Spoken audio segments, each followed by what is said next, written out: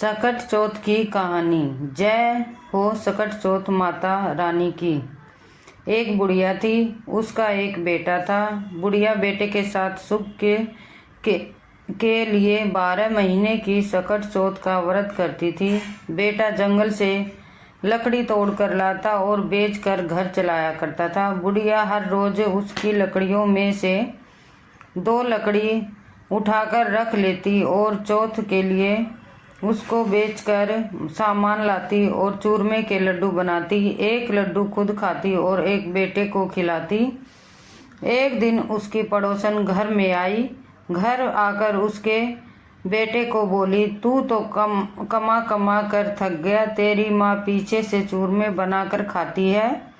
बेटा बोला, ऐसा नहीं हो सकता। पड़ोसन बोली, जाकर देख, आज भी चूरमा बनाया है। बेटा घर में गया, जाकर देखा कि माँ ने चूरमा बनाया है। तो बेटा बोला, मैं तो इतनी मेहनत करके लकड़ी लाता हूँ और तू चूरमा बना कर खाती है। तो मैं घर छोड़कर जा रहा हूँ, नहीं तो चौथ माता को छोड़ दे। माँ बोली, बेटा मैं तो तेरे सुख के लिए ही व्रत करती हूँ, चौथ माता नहीं छोड़ूंगी। इतना सुनकर बेटा घर से जाने लगा तो माँ बोली कि ये तिलकुट साथ में ले जा और जहाँ पर भी तुझे भीड़ पड़ेगी या संकट आएगा वहीं पर तिलकुट डालकर बैठ जाना और कहना कि हे चौथ माता, जो मेरी माँ मेरे नाम के व्रत करती हो तो मुझे संकट से बचाओ। वह तिलकुट लेकर घर से निकल गया। थोड़ी दूर पर गया कि आगे नदी आ गई। वह तिलकुट बखेर कर बोला, हे चौथ माता, अगर मेरी माँ सच्चे व्रत करती हो तो मुझे रास्ता दे। इतना कहने के बाद उसे रास्ता मिल गया।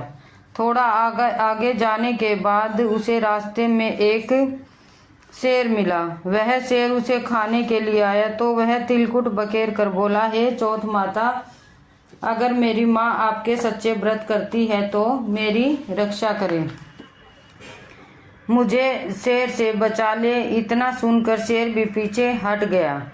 थोड़ा आगे गया तो उसे रास्ते में सांप मिला। वह उसे डसने के लिए आया तो वह तिलकुट बखेर कर बोला, हे चौथ माता, अगर मेरी माँ मेरे नाम के व्रत करती हो तो मुझे यहाँ से बचा ले, नहीं तो सांप को डसने दे।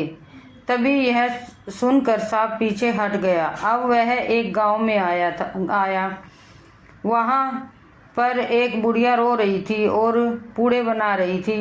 तो वह बोला, बुढ़िया माई, रो भी रही हो और पूड़े भी बना रही हो, क्या कारण है? बुढ़िया बोली, आज मेरे बेटे की बलि चढ़ेगी, इसलिए मैं रो रही हूँ और पूड़े बना रही हूँ कि वह पूड़े खाकर चला जाएगा।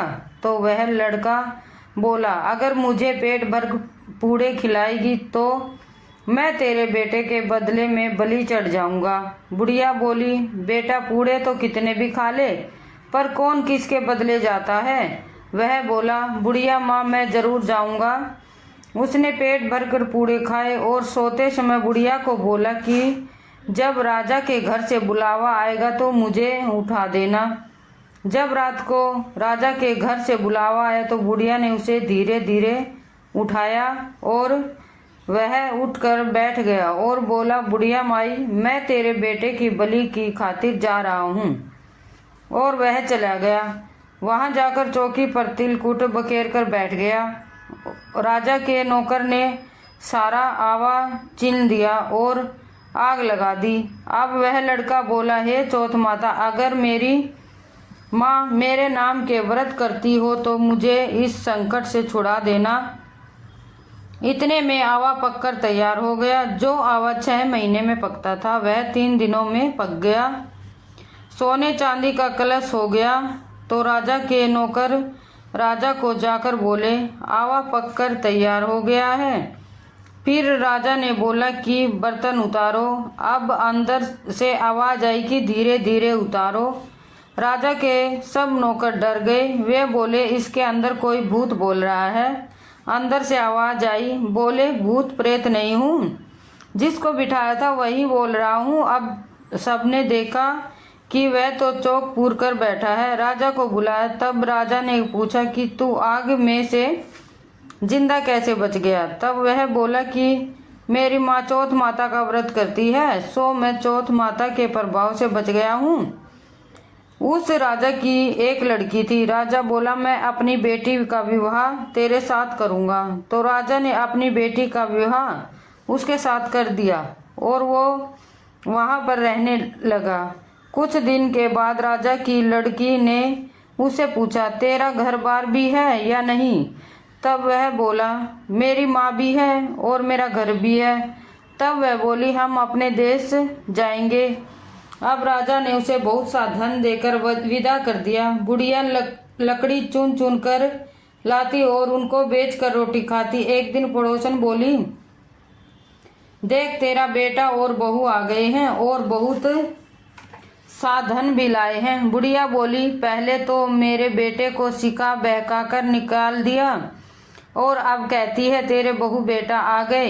इतने में देखा कि बहू बेटा माँ के पैरों में पड़ गए और बोले, हम चौथ माता के प्रभाव से आ गए हैं। सारी नगरी में ढिंडोरा पिटवा दिया कि बेटे की माँ सकट चौथ का व्रत करियो, तेरा व्रत करियो, तेरा नहीं तो चार, चार नहीं तो दो, दो तो सब कोई करियो। हे चौथ माता, जैसा बुढ़िया माई के बेटे को दुख दूर किया वैसे सब किसी का करियो। चौथ माता की कहानी के बाद गणेश जी की कहानी भी सुनी जाती है। जय गणेश जी महाराज। एक बुढ़िया थी, उसका एक बेटा और बहू थी। वे बहुत गरीब थे। बुढ़िया माई हर रोज गणेश जी की पूजा करती थी। गणेश जी हर रोज बुढ़िया से कहते, बुढ़िया माई कुछ मांग ले। बुढ़िया बोली, मैं क्या मांगू? तो गणेश जी बोले, अपने बेटे से पूछ ले। तो बेटा बोला, माँ धन मांग ले। बहू से पूछने लगी तो बहू बोली, सासू जी पोता मांग लेना। बुढ़िया ने सोचा कि दोनों अपने अपने मतलब की मांग रहे हैं, सो पड़ोसन से जाकर पूछा।